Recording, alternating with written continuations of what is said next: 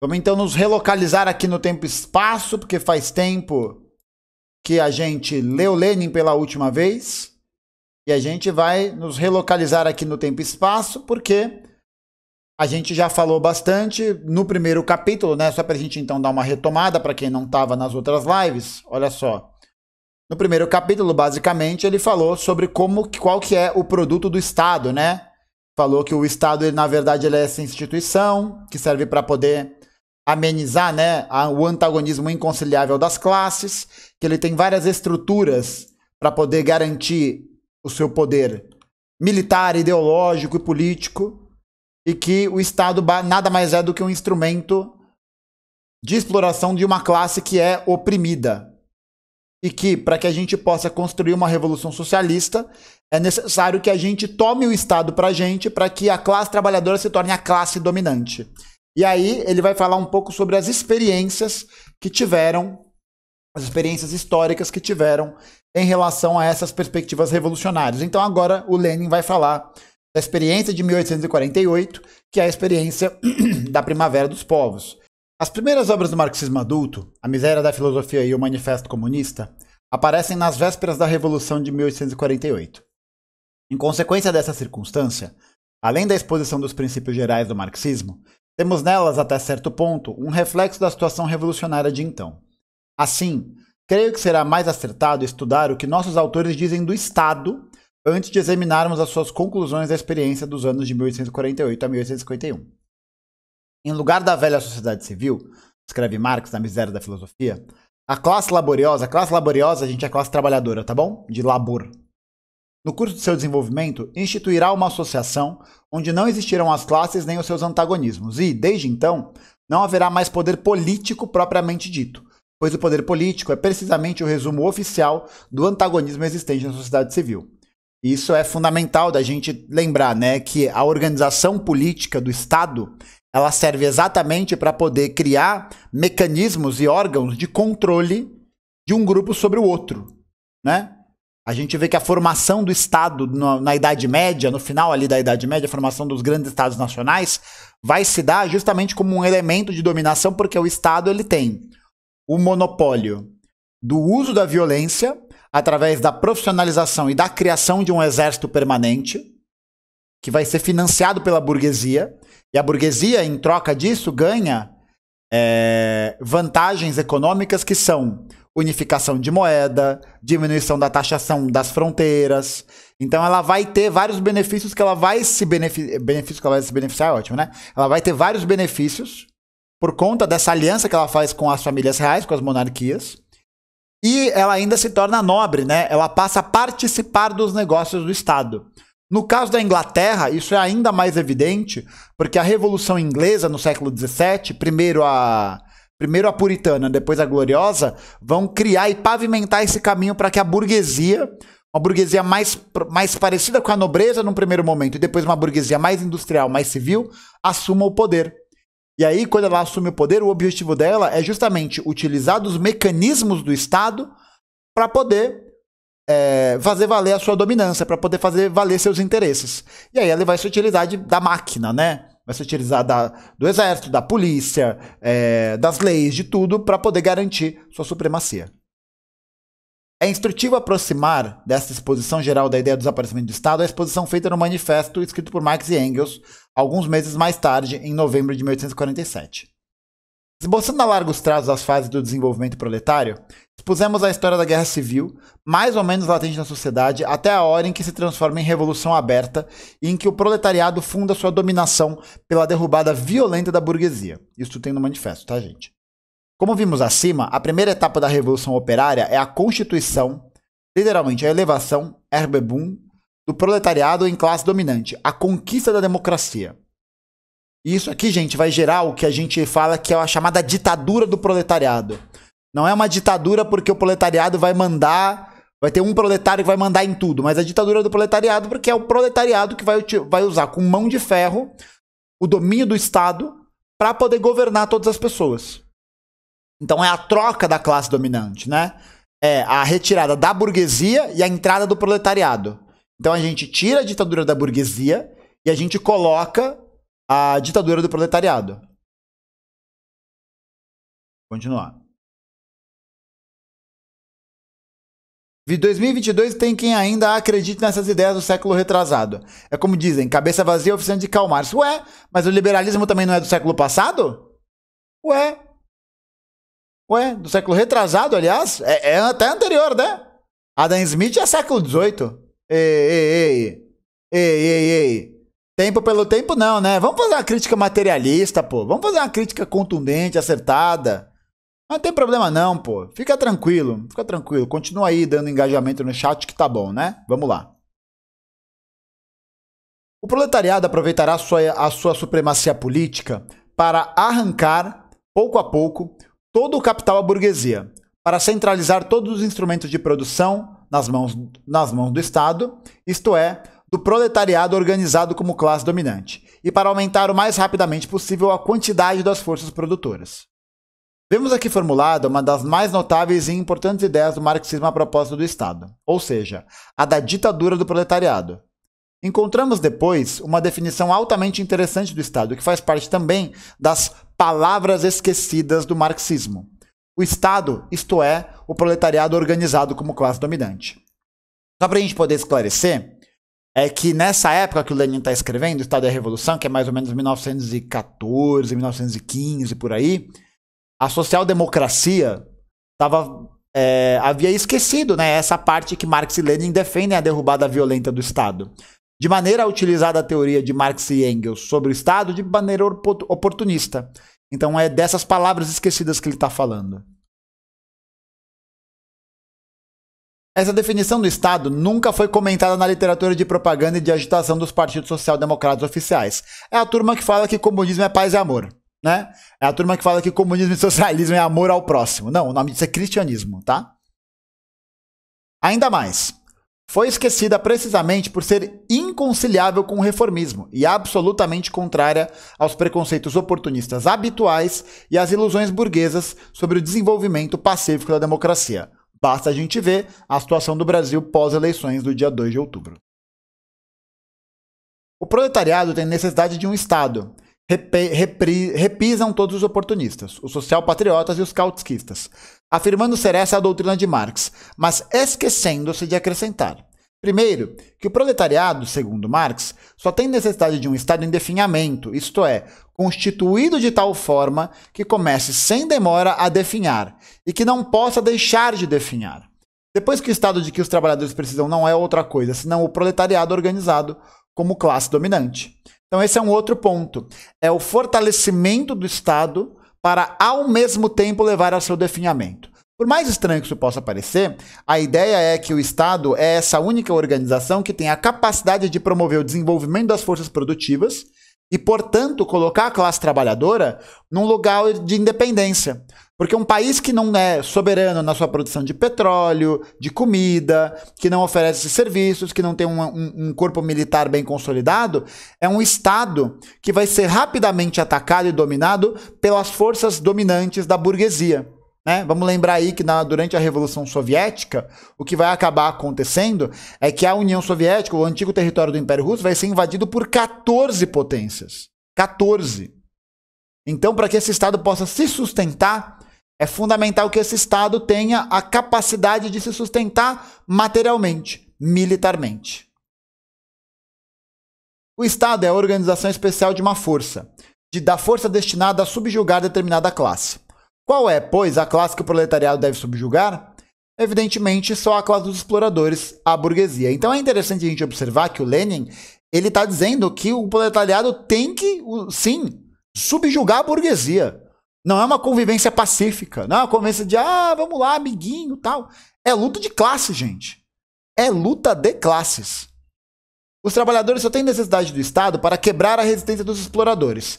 E só o proletariado tem envergadura para quebrá-la. Porque o proletariado é a única classe revolucionária até o fim e capaz de unir todos os trabalhadores e todos os exploradores na luta contra a burguesia, a fim de a suplantar definitivamente.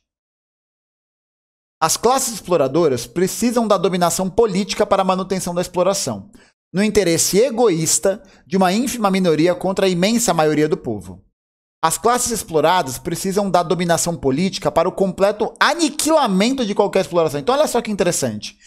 É dominação política, mas é uma dominação política que parte de uma constituição, de uma ideia de projeto totalmente diferente.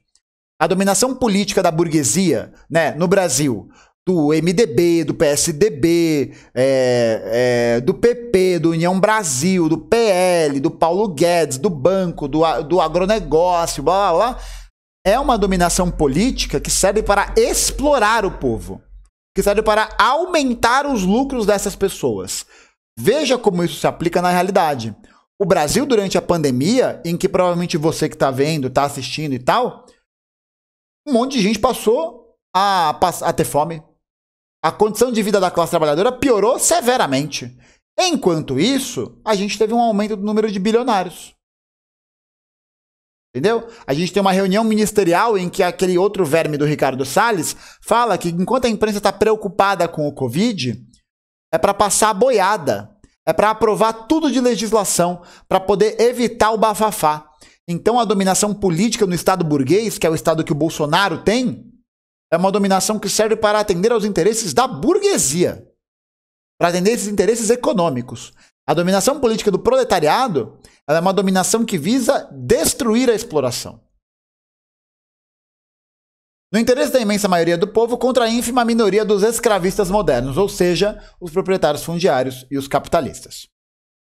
Os democratas pequeno-burgueses, esses pseudo-socialistas que substituíram a luta de classes por suas fantasias de harmonia entre as classes, e Lenin bate, nem? E bate, e bate, e bate, e bate, e bate. E tá certo, porra. Tem que tensionar mesmo. É só a gente ver o que tá acontecendo. O reformismo não tem as respostas para os nossos problemas. A gente viu que o reformismo e toda essa ideia meio difusa, né, de democracia, Estado de Direito, não cola com a classe trabalhadora. Não cola. Não, porque não resolve os problemas. Porque a conciliação de classes não resolve os problemas. Não resolve. Fizeram da transformação socialista uma espécie de sonho. Para eles, não se trata de derrubar a dominação da classe exploradora, mas de submeter paulatinamente a maioria à minoria consciente do seu papel, que é basicamente achar que a burguesia tem consciência social. Essa, inclusive, que é uma outra limitação do projeto cirista, né?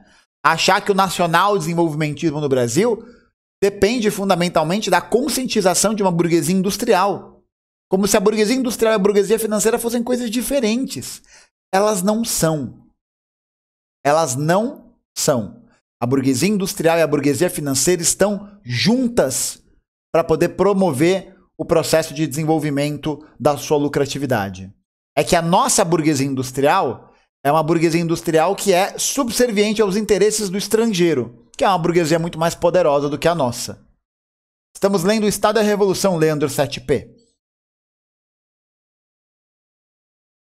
Vai lá. O único resultado dessa utopia pequeno-burguesa, indissoluvelmente ligada à ideia de um Estado por cima das classes, foi a traição dos interesses das classes trabalhadoras, né, laboriosas, como o provou a história das revoluções francesas de 48 e de 71. Como o provou a experiência da participação socialista nos ministérios burgueses da Inglaterra, da França, da Itália e de outros países no fim do século XIX e começo do século XX. Gente, olha como isso é atual. Olha como isso é atual. Quando a gente tem um governo reformista que não atende aos interesses da classe trabalhadora, que visa sua emancipação, reforma agrária, revogação da reforma trabalhista, revogação da reforma da Previdência, o que acontece? O fascismo cresce. Por que ele cresce? Porque ele vem de uma ideia de que ele vai solucionar esses problemas. E não vai, né? Não vai solucionar essas questões. Então, quanto mais a gente recua, mais a gente perde. Não só dos nossos interesses imediatos. Não só por isso. Mas mais a gente perde porque as nossas pautas diminuindo, essa radicalidade da extrema-direita se torna a solução para o processo. Marx lutou durante toda a sua vida contra o socialismo burguês, ressuscitado atualmente na Rússia pelos partidos socialista revolucionário e menchevique. Marx, consequente consigo mesmo, aplicou a sua doutrina da luta de classes até na sua teoria de poder político e do Estado. É o famoso condizente, né? É a famosa pessoa que é alinhada aos seus princípios e à sua teoria. O pequeno dono de empresa empreendedor é trabalhador também? Sim, também é trabalhador. Ele é um pequeno burguês, né? Mas ele depende muito mais do trabalho dele para que aquele negócio alavanque do que ele vai só deixar os funcionários ali trabalhando e ele vai tomar água de coco em Búzios. Então ele também tá muito mais perto da classe trabalhadora do que da burguesia. Por isso que, inclusive, os comunistas, né, isso ficou bem evidente no programa do Petri, nas entrevistas da Sofia, do Léo, de todo mundo, o nosso objetivo é de poder fazer com que o pequeno empresário também possa ter condições de competitividade. Né? Então é diminuir taxação, é criar subsídio, é criar condições para que ele possa existir. Porque o grande inimigo do pequeno empresário não é o trabalhador, não são as leis trabalhistas. O inimigo do pequeno empresário é o grande empresário. Pega um exemplo. Um cara ou uma família tem uma farmácia que essa farmácia existe há 20, 30 anos. Né? E aí o cara vive lá, mas sempre trabalhando. E tem uma graninha, mas sempre trabalhando. Sempre trabalhando. A padaria, qualquer negócio. O cara tem um mercadinho, uma quitanda. A hora que abrir um mercado extra, fudeu. A hora que abrir um pão de açúcar no bairro, acabou. Fudeu. Sabe por quê? Porque esse cara da quitanda não tem como competir com esse cara. Não tem como. O cara que tem uma farmácia de bairro não tem como competir com uma ultra farma. Não tem como. Não tem. Por isso que o grande inimigo do pequeno empresário não é o trabalhador, é o grande empresário. Ele quebra o pequeno negócio. Então, você aí que é pequeno empreendedor, pequeno burguês, pequeno empresário, ou conhece alguém que fica reproduzindo esse discurso, fala isso para essa pessoa. Entenda isso.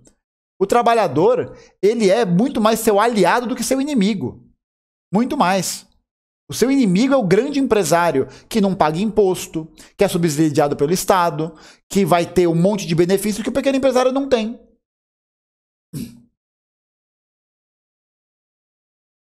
A derrocada da dominação da burguesia, só é possível pelo proletariado, única classe cujas condições econômicas de existência tornam capaz de preparar e realizar essa derrocada.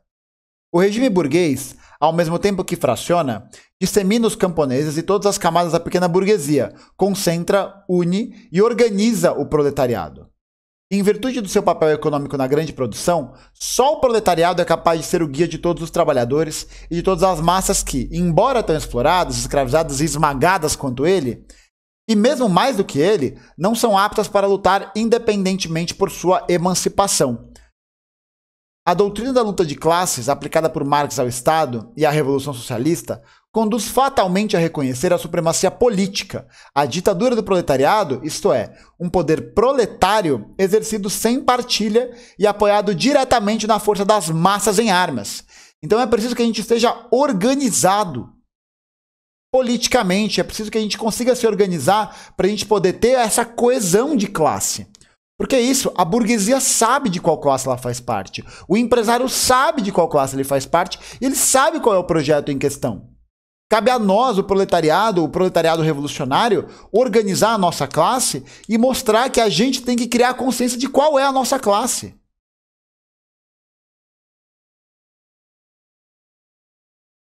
O derrubamento da burguesia só é realizável pela transformação do proletariado em classe dominante, capaz de dominar a resistência inevitável e desesperada da burguesia e de organizar todas as massas laboriosas exploradas para um novo regime econômico. Quando aconteceu a Revolução Soviética, o Marx ainda estava vivo? Não, não estava. Ele morreu em 1883. O proletariado precisa do poder político, da organização centralizada da força, da organização da violência, para reprimir a resistência dos exploradores e dirigir a massa enorme da população, os camponeses, a pequena burguesia, os semiproletários, na edificação da economia socialista. Olha que interessante, o Lenin está falando da pequena burguesia. O Lenin está dizendo que o pequeno empresário também vai participar da Revolução Socialista. Olha que foda, velho. Olha que foda. Olha que visão, cara. Tá maluco? Educando o Partido Operário, o marxismo forma a vanguarda do proletariado, capaz de tomar o poder e de conduzir todo o povo ao socialismo, capaz de dirigir e de organizar um novo regime, de ser o instrutor, o chefe e o guia de todos os trabalhadores, de todos os exploradores, para a criação de uma sociedade sem burguesia, e isto contra a burguesia. O oportunismo, ao contrário, desliga da massa e educa apenas no Partido Operário os representantes dos trabalhadores mais bem retribuídos, que se instalam muito confortavelmente no regime capitalista e vendem por um prato de lentilha do seu direito de primogenitura, isso é, renunciam ao papel de seus guias revolucionários do povo contra a burguesia. Olha só que visão! O Lenin está dizendo aqui que quando o partido de vanguarda se desliga da massa, esse partido, esses intelectuais que compõem essa organização, vão se instalar no capitalismo e vão rifar todas as pautas dos trabalhadores. Exatamente, alô PT. Exatamente. E tá aqui, ó. Tá aqui na realidade da nossa cara, tá aqui, ó. O Estado, isto é, o proletariado organizado como classe dominante, essa teoria de Marx está indissoluvelmente ligada a todo seu ensinamento sobre o papel revolucionário do proletariado na história. Esse papel tem como ponto culminante a ditadura proletária, a dominação política do proletariado. Mas, se o proletariado precisa do Estado como de uma organização particular da violência contra a burguesia, é natural que se pergunte se uma tal organização é realizável sem o prévio aniquilamento, a destruição prévia da máquina governamental que a burguesia criou para o seu próprio uso. O Manifesto Comunista conduz a essa conclusão, e dela se ocupa Marx quando resume as lições da Revolução de 1848-1851. Olha só que foda, né? Existe a necessidade de uma organização particular de violência. E lembrando, né, gente, é uma violência contra a classe dominante. Não é uma violência gratuita, não é uma violência de qualquer jeito. É uma violência contra os dominadores. A experiência de uma revolução. A propósito da questão do Estado, e estudando os resultados da Revolução de 48-51, Marx faz, sobre o ponto que nos interessa, o seguinte raciocínio no 18 de Brumário de Luiz Bonaparte. Para a gente poder contextualizar aqui o seguinte. Em 1848, acontece uma série de insurreições na Europa, que fica conhecida como Primavera dos Povos. O proletariado de toda a Europa, em vários países, vai se levantar e vai marchar contra as condições de vida que eles eram submetidos nessa época. É o primeiro grande movimento revolucionário de massas com caráter socialista. Tá? Mais do que foi a Revolução Francesa, né? A Revolução Francesa foi uma revolução de caráter burguês, né? Ela consolida a posição da burguesia no poder. Esse texto é do Lenin. Esse texto é do Lenin, para as pessoas que perguntaram. Muito bom, aliás. E aí o que acontece é o seguinte. Em 1848, na França, essa revolta ela é tão grande e tão acertada que as massas conseguem retirar o rei da época, que era o Luís Filipe, o rei burguês, e instalar uma república presidencialista. E aí a gente tem eleições em 1848, em que o vencedor dessas eleições vai ser um cara chamado Luiz Bonaparte. Luiz Bonaparte, que era sobrinho do Napoleão Bonaparte. Luiz Bonaparte chega com todo aquele discurso, né, despolitizante, de que ele vai elevar as massas e tudo mais, e não tem esse recorte socialista. Mas ele é eleito em 1848, e aí, em 1851, ele dá um golpe, que é o chamado 18 de Brumário. Inclusive, o Marx tem um livro sobre isso, né? O 18 de Brumário de Luiz Bonaparte. Ele vai dar um golpe, e aí nesse golpe ele vai criar um plebiscito para se tornar imperador. E vai se nomear como Napoleão III, da mesma forma como o tio dele fez. O tio dele também se utiliza dessa demagogia, se utiliza desse discurso para as massas, despolitiza as massas, retira ela desse lugar de atuação, para que ele seja o grande guia dos povos, e aí o Napoleão consegue se colocar como imperador. O Luiz Bonaparte faz a mesma coisa. Por isso que o Marx, inclusive, nessa época, ele escreve o 18 de Brumário e ele abre o livro dizendo: Hegel acertou ao dizer que a história sempre se repete, mas esqueceu de acrescentar que primeiro se repete como tragédia e depois como farsa. Primeiro a tragédia, porque é essa degeneração napoleônica, e a farsa é o Luiz Bonaparte se tornando Napoleão III, porque o governo dele vai ser uma merda, uma bosta para a classe trabalhadora, para todo mundo, e vai acabar terminando justamente com a Comuna de Paris, depois da derrota francesa na Guerra Franco-Prussiana. Tudo bem? Contexto histórico. Mas a revolução vai ao fundo das coisas. Essa aqui é a frase do Marx, tá? Isso aqui já é o Marx. Atualmente o seu caminho ainda passa pelo purgatório. Faz a sua obra metodicamente. Até 2 de setembro de 51, só havia executado metade do seu trabalho preparatório. Ocupa-se agora da outra metade.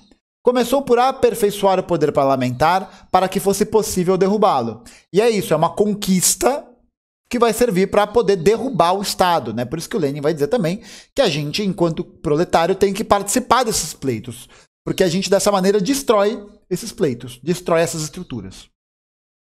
Atingido esse objetivo, passa a aperfeiçoar o poder executivo, reduzindo-o à expressão mais simples, fazendo dele o único culpado para poder concentrar contra ele todas as suas forças de destruição.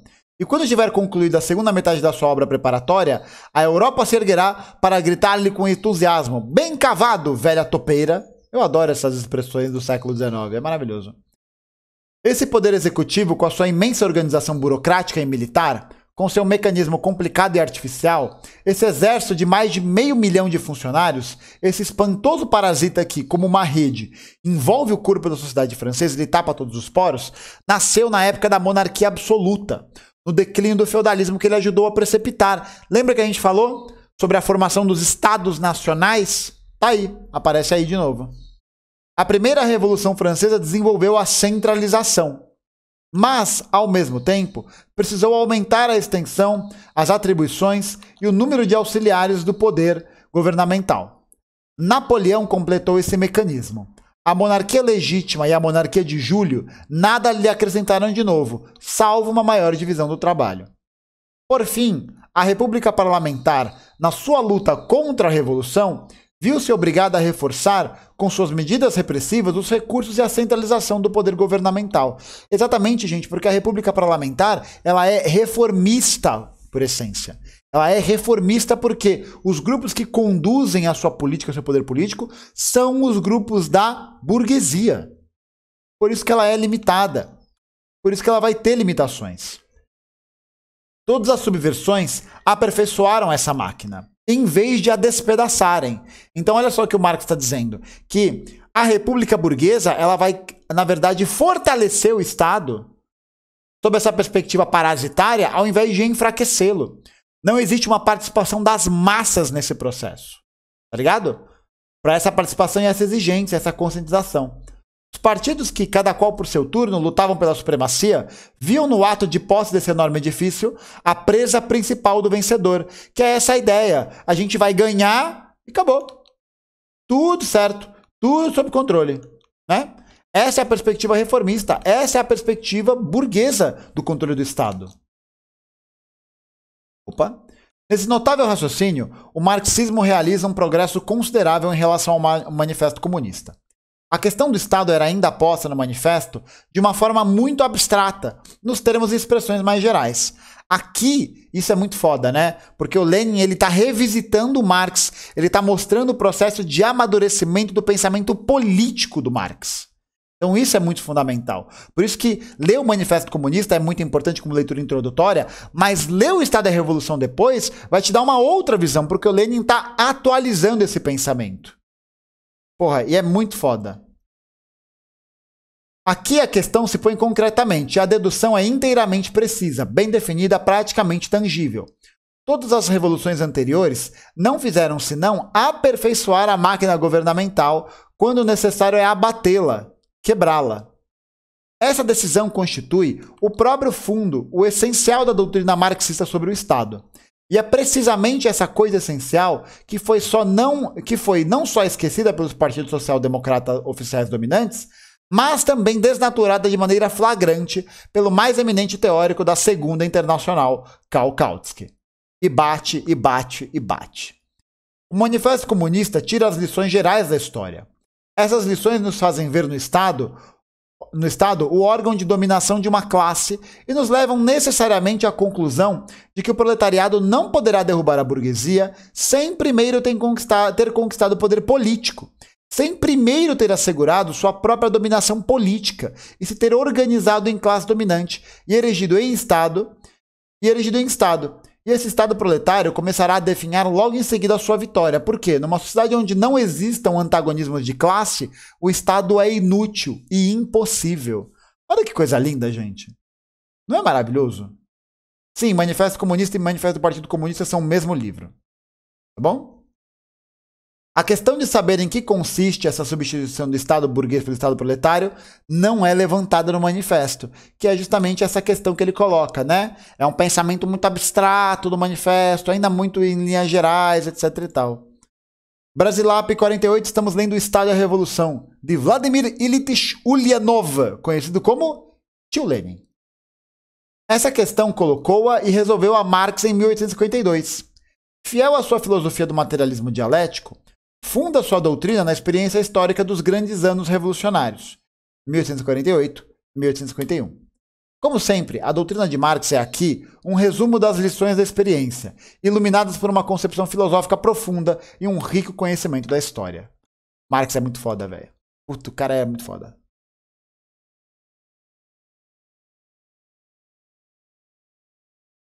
A questão do Estado se põe concretamente. Como nasceram historicamente o Estado burguês e a máquina governamental necessária à dominação da burguesia?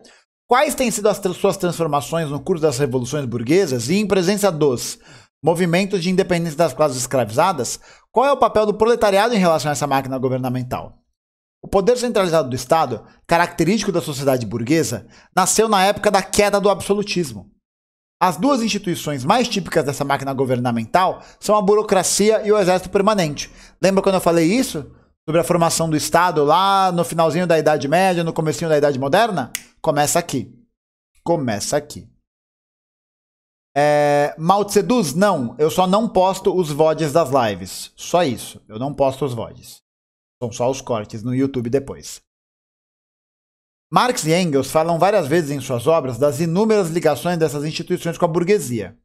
A experiência, com um vigor e um relevo surpreendentes, faz com que cada trabalhador conheça essa ligação. A classe operária aprende a conhecê-la à sua própria custa. É por isso que compreende tão facilmente e assimila tão bem a ciência que proclama a inevitabilidade desses laços. Ciência que os democratas burgueses renegam por ignorância e por irreflexão, quando não têm a leviandade ainda maior de a reconhecer em geral, esquecendo-se de deduzir as consequências práticas. Então é muito foda, né? Porque ele está fazendo essa ponte histórica da atuação da burguesia nesses organismos de Estado que promovem a dominação da burguesia junto ao Estado, né? Tornando o Estado essa máquina de dominação da classe dominante, que é a classe burguesa. A burocracia e o exército permanente são parasitas da sociedade burguesa. Parasitas engendrados pelos antagonismos internos que esfacelam essa sociedade. Parasitas que tapam os poros da vida. O oportunismo de Kautsky, que predomina atualmente na social-democracia oficial, aí a gente pode resumir, né, ou mudar esse oportunismo para esse lulupetismo safado, considera essa teoria do Estado parasitário como própria dos anarquistas, e somente dos anarquistas. Evidentemente, essa deformação do marxismo é altamente vantajosa para os pequenos burgueses, que mancharam o socialismo com uma nódoa indelével, levando-o a justificar a guerra imperialista, com o nome de Guerra de Defesa Nacional, mas nem por isso deixa de ser uma deformação incontestável. Então, basicamente, esses setores oportunistas, eles esquecem essa atuação do Estado. Eles esquecem essa necessidade de definhamento do Estado. Tá ligado? Nishoya Yu, para você doar, dá para fazer via Pix, tá bom? Digitar o comando Pix, ele vai aparecer o QR Code, você aponta a câmera para o QR Code e pimba.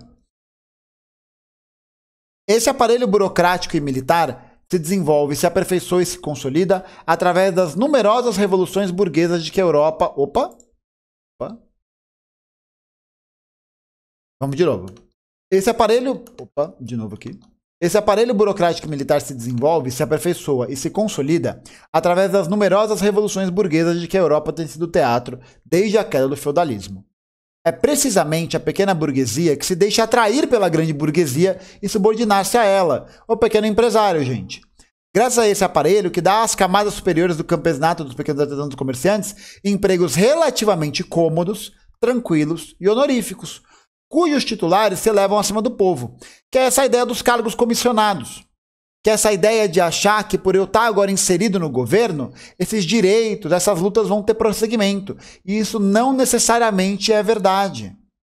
Não necessariamente é verdade. Veja-se o que se passou na Rússia durante 6 meses depois de 27 de fevereiro de 1917. Os empregos públicos, outrora reservados para os ultra-reacionários, tornaram-se presa dos cadetes, dos mencheviques e dos socialistas revolucionários. Ou seja, os cargos no Estado, eles vão ganhando, eles vão sendo vencidos, vão sendo concedidos para os reformistas, para os oportunistas, para as pessoas que não veem no processo revolucionário a superação das contradições do proletariado. No fundo, não se pensava em nenhuma reforma séria. Tudo se fazia por adiar as reformas. Olha isso! Tudo se fazia por adiar as reformas até a Assembleia Constituinte. E essa própria Assembleia Constituinte para depois da guerra. Mas para repartir o despojo, para ocupar as sinecuras ministeriais, os subsecretariados de Estado, os postos de generais governadores, não se perdia tempo. E não se esperava nenhuma Assembleia Constituinte. Gente, isso aqui é o Brasil, cara.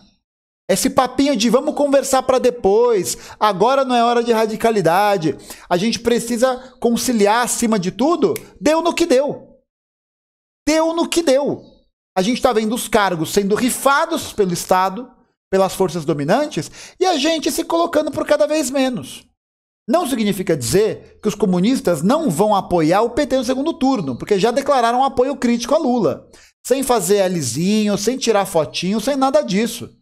Porque o nosso apoio ele tem que existir, mas tem que ser um apoio sério. Tem que ser um apoio crítico. Porque a gente está nessa situação por causa da posição reformista do PT. Só que a gente, enquanto comunista, sabe, e isso Lenin também fala muito, que é muito melhor a gente promover o crescimento da classe trabalhadora no processo político numa república democrática burguesa do que num Estado fascista. No Estado fascista a gente vai ser perseguido e morto. Né? Tal qual foi o PCB, por exemplo, que optou pela não resistência armada durante a ditadura militar e foi perseguido na Operação Radar e na Operação Jacarta. Tá ligado? Peraí que me deu aqui a notificação. Porra, esse texto tá atual pra cacete, velho. Porra, você tá maluco. E bom demais, eu tô vendo aqui nos dados da live, quase 1000 pessoas lendo Estado e Revolução. Quase 1000 pessoas numa quarta-feira de manhã lendo esse texto. Boa, é isso, gente. A gente tem que entender, se organizar e acessar essa literatura. Essa literatura é gratuita, ela tá no marxist.org. Porra, muito bom. Desculpa as pessoas que acharam que a reunião era na casa de vocês aí, perdão. Vamos lá, vamos continuar. O jogo das combinações ministeriais não era senão a expressão desse avanço que se alastrava de alto a baixo por todo o país, em toda a administração central ou local. O resultado objetivo de tudo isso, depois de 6 meses, de 27 de fevereiro a 27 de agosto de 17, é incontestável. As reformas adiadas, a partilha dos empregos realizada e os erros dessa partilha corrigidos por uma série de outras partilhas. Cara, é impressionante, velho. É impressionante. Impressionante como é atual. É impressionante. Absolutamente impressionante. Mas, quanto mais se reparte o aparelho administrativo entre os partidos da grande e da pequena burguesia, tanto mais evidente se torna para as classes oprimidas, proletariado à frente, a sua oposição inevitável a toda a sociedade burguesa. Daí a necessidade de todos os partidos burgueses, mesmo os mais democráticos, inclusive os revolucionários democratas, aumentarem a repressão contra o proletariado revolucionário, reforçarem o aparelho de coerção, ou seja, precisamente a máquina governamental. Quer um exemplo histórico? A Lei Antiterrorismo de 2015. Quem sanciona a Lei Antiterrorismo não é Temer, não é Bolsonaro, não é FHC. É durante a gestão de Dilma Rousseff. Quem faz todas as medidas para poder reprimir o proletariado não foi só Geraldo Alckmin, mas foi também Fernando Haddad subindo num palanque com Alckmin. Não significa dizer também que nesse segundo turno de 2022 a gente não vai apoiar o Haddad para que ele vença o governo do Estado. Porque, de novo, né? A gente está falando do fascismo contra um governo... A gente está falando do sorvete ruim com um sorvete de bosta, né? Essa é a equiparação. Tarcísio de Freitas é um fascista. É um fascista. O Haddad não é um fascista. É um reformista safado tá? Mas não é um fascista. Eu só queria fazer aqui uma pequena correção. A Cami Villarreal falou, esse foi um erro gravíssimo da Dilma. Aí que tá a questão, Cami. Não foi um erro. Não existe erro em política. Não existe erro em política. Essa lei era para um grupo específico de pessoas. Ela vai ser boa para um grupo e ruim para outro. Mas ela não é erro. Ela não é um erro. Tá ligado? Mesma coisa. A política econômica do Paulo Guedes deu errado. Ela não deu errado não, gente. Ela deu certo. Ela deu certo para alguém. Da mesma forma, o Brasil deu certo para alguém. Não para todo mundo. A pergunta que a gente tem que se fazer é: essa lei foi um acerto. Para quem? Ela foi boa para os mega eventos e para reprimir os movimentos sociais. Deu certo pra caralho. Foi mais uma concessão. Gente, é impressionante, né? É impressionante. O curso dos acontecimentos obriga, assim, a revolução a concentrar todas as suas forças de destruição contra o poder do Estado. Então, ANCAP, olha só, nós comunistas somos contra o Estado. Mas nós somos contra o Estado porque a gente sabe que a classe dominante, a classe capitalista, utiliza do Estado para impor a sua dominação sobre a classe trabalhadora.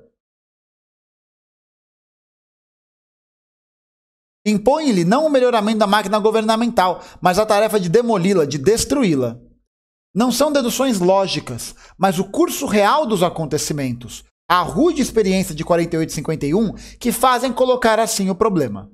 Até que ponto e com que rigor Marx se apoia na experiência histórica, vê-se bem no fato dele, ainda em 52, não levantar concretamente a questão de saber por que substituir essa máquina governamental, que é preciso aniquilar.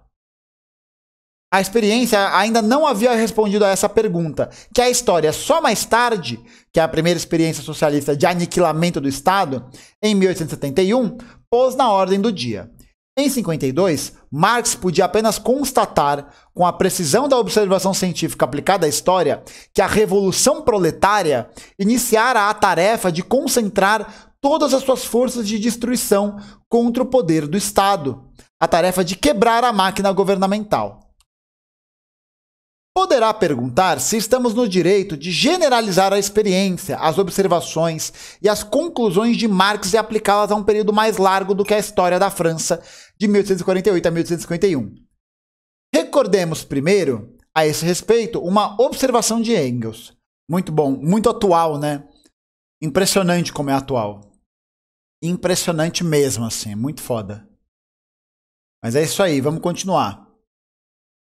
Então, ele ia levantar uma observação que o Engels levantava, né? Vamos lá, levantou. A França, escrevia Engels no prefácio da terceira edição do 18 de Brumário, é o país onde, mais do que em qualquer outro, as lutas históricas das classes têm tido combates decisivos. É o país onde as formas políticas sucessivas assumem um aspecto mais característico, formas essas em cujos limites se produzem aqueles combates e em que se resumem os resultados dos mesmos.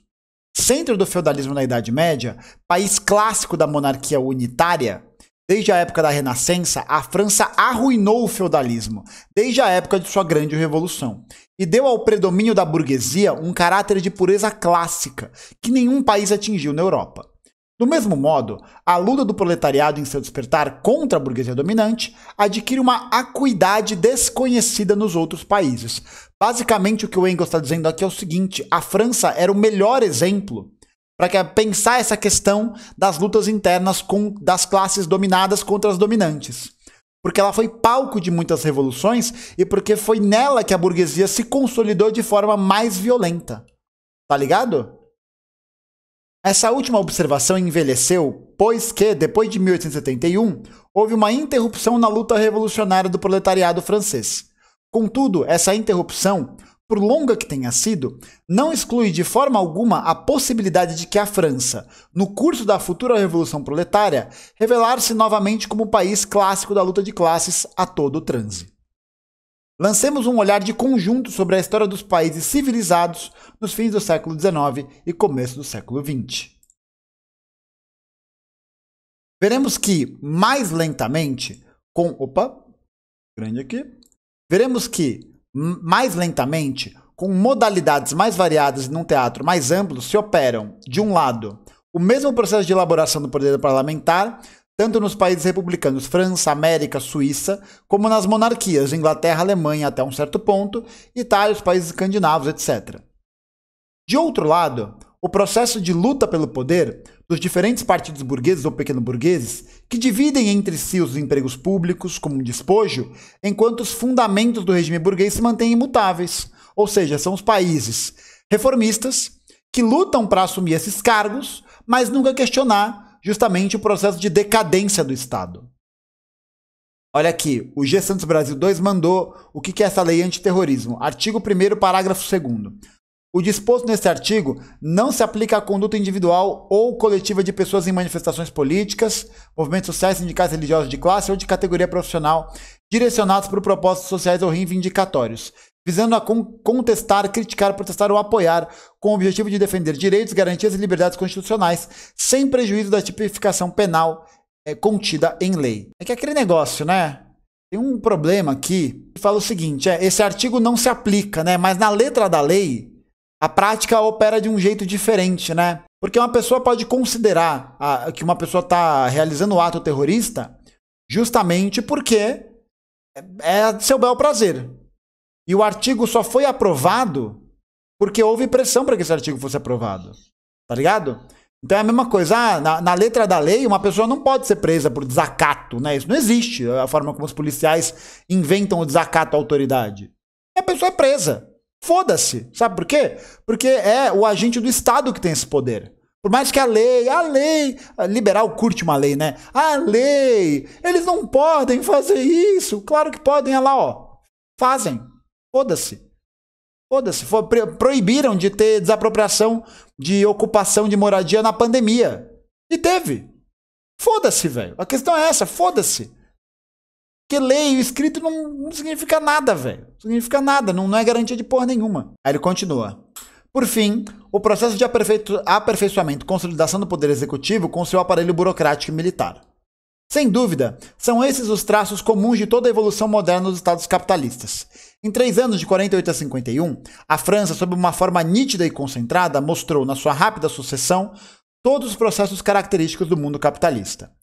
O imperialismo, especialmente, época do capital bancário, época dos gigantescos monopólios capitalistas, época em que o capitalismo dos monopólios se transforma, por via de crescimento, em capitalismo de monopólios de Estado, mostra a extraordinária consolidação da máquina governamental, o inaudito crescimento do seu aparelho administrativo e militar, e ao mesmo tempo que se multiplicam as repressões contra o proletariado, tanto nos países monárquicos como nos mais livres países republicanos.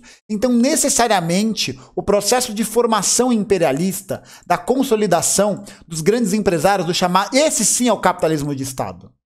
Esse sim é o que o Lenin chama de capitalismo de Estado, porque é o Estado e a sua máquina governamental operando e funcionando em nome dos interesses da burguesia. Ligado? De novo, a gente sempre fala isso, mas é sempre importante reforçar. Não existiria capitalismo se não existisse Estado. Não existiria, porque justamente o Estado, por ter essa predominância do corpo militar, jurídico, burocrático, é ele que cria as condições normativas para tornar essa dominação da burguesia realidade. É ele que cria as condições de repressão, de lei, de política, para que o proletariado continue sendo esmagado e o lucro da burguesia continue subindo. A história universal leva-nos indubitavelmente, ou seja, sem dúvida, e numa escala incomparavelmente mais vasta que em 1852, à concentração de todas as forças da Revolução Proletária, com o objetivo da destruição da máquina do Estado. Por que coisa a substituirá o proletariado?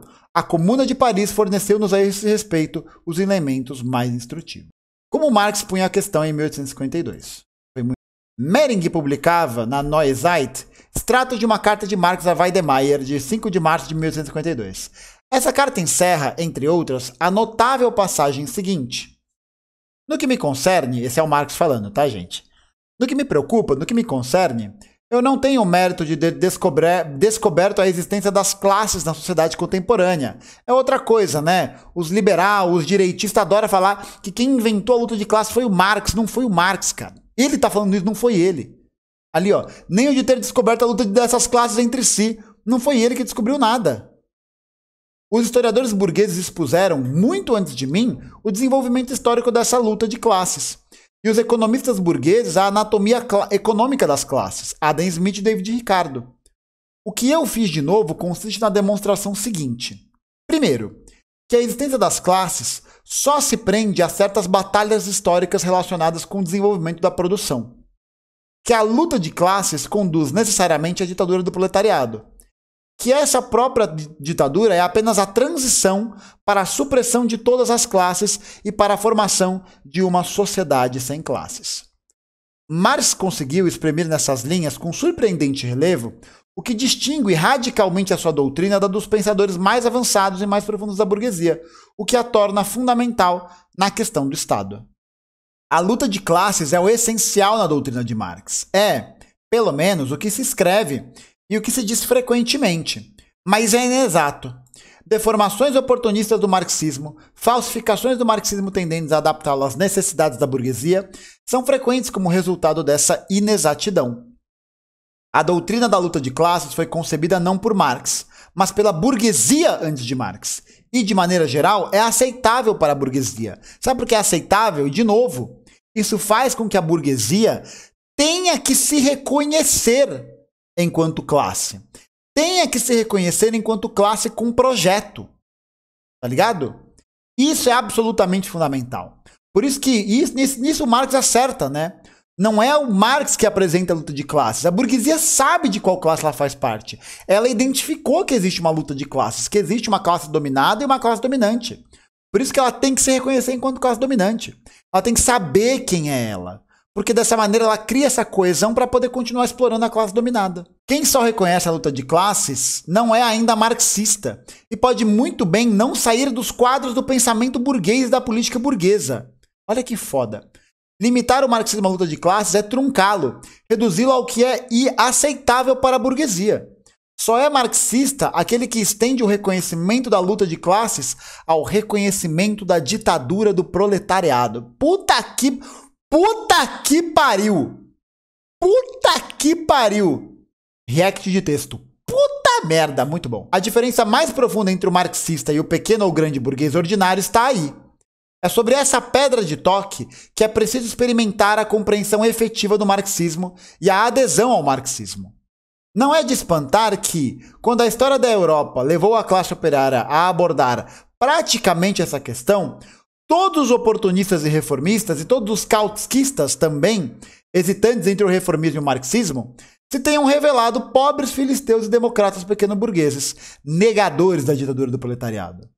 A brochura, o livro de Kautsky, A Ditadura do Proletariado, aparecida em agosto de 1918, isto é, muito tempo antes da primeira edição da presente obra, nos oferece um modelo de deformação pequeno-burguesa do marxismo e, na realidade, de repúdio completo dessa doutrina, hipocritamente reconhecida da boca para fora.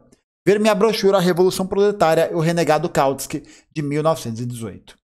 Filisteu é basicamente o palhaço, né? É um xingamento.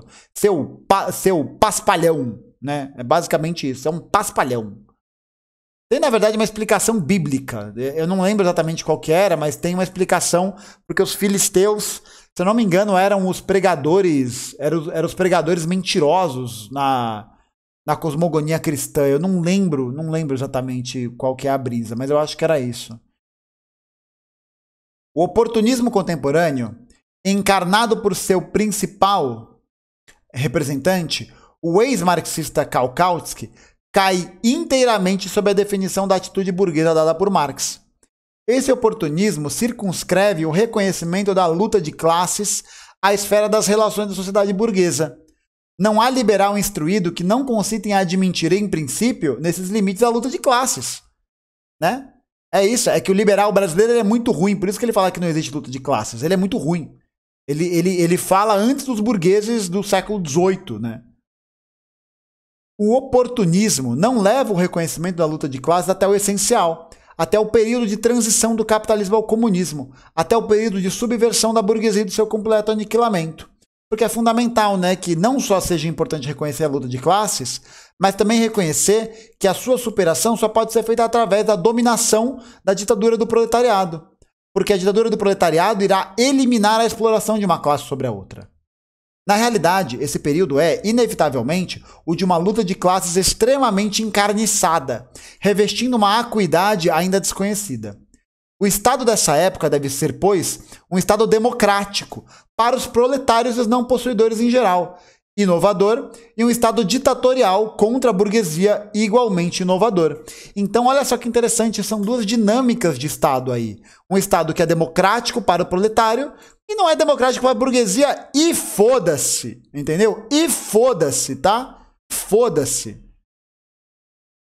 Ainda mais, o fundo da doutrina de Marx sobre o Estado só foi assimilado pelos que compreenderam que a ditadura de uma classe é necessária não só a toda a sociedade dividida em classes em geral, não só ao proletariado vitorioso sobre a burguesia, mas ainda em todo o período histórico que separa o capitalismo da sociedade sem classes, do comunismo. As formas do Estado burgueses são as mais variadas, mas a sua natureza fundamental é invariável. Todos esses estados se reduzem de um modo ou de outro, mas obrigatoriamente, afinal de contas, à ditadura da burguesia.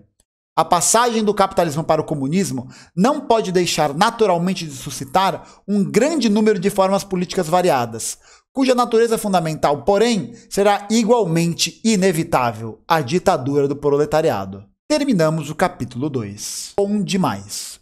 Bom demais. Bom demais.